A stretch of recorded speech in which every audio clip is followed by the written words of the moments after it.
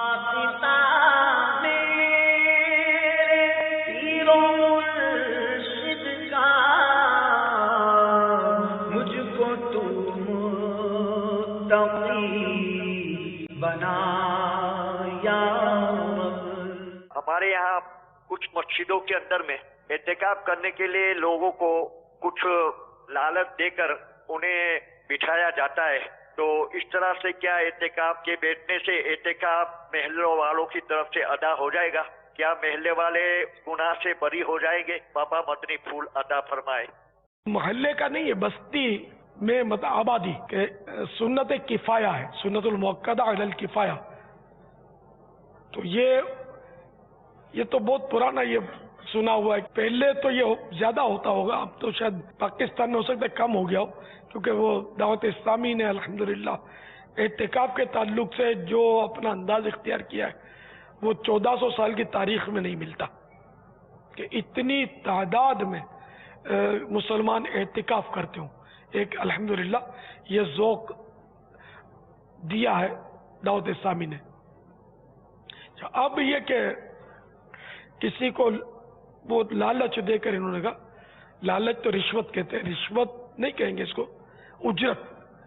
اجرت دے کر کسی کو اعتکاف میں بٹھانا یہ جائز نہیں ہے، کیونکہ عبادت پر اجرت یہ حرام ہے، سوائے چند کی جو اجازت دی گئی ہے۔ امامت کی اجرت جائز ہے، اذان دینے کی اجرت مؤذن کو جو دی جاتی ہے یہ جائز ہے،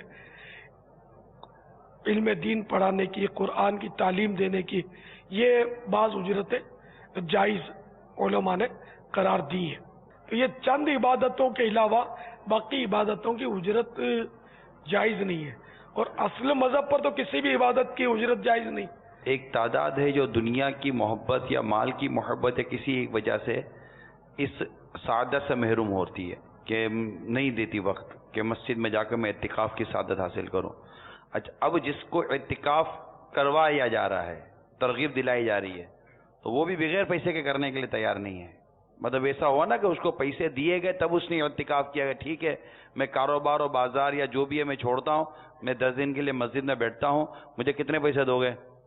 تو اس میں لگتا نہیں ہے کہ دنیا کی، مال کی محبت اور اس طرح کی چیزیں کہ اتنی بڑی عظیم عبادت، اور وہ بھی صرف اسی مہینے میں ہو سکتی ہے، اور اسی آخری عشرے میں یہ سنت اعتکاف ممکن ہے، اس کے علاوہ تو کبھی نہیں ہے اس طرح۔ تو اس میں بھی اتنی کوتاہی اور اس میں بھی اتنی لاپرواہی، اور یہ پھر مال کے چکر میں رہنا، تو یہ مطلب کہ نہیں عوام سمجھتی کہ یار ہمیں اس پہ سوچنا چاہیے۔ واسطہ میرے پیر و مرشد کا مجھ کو تو متقی بنا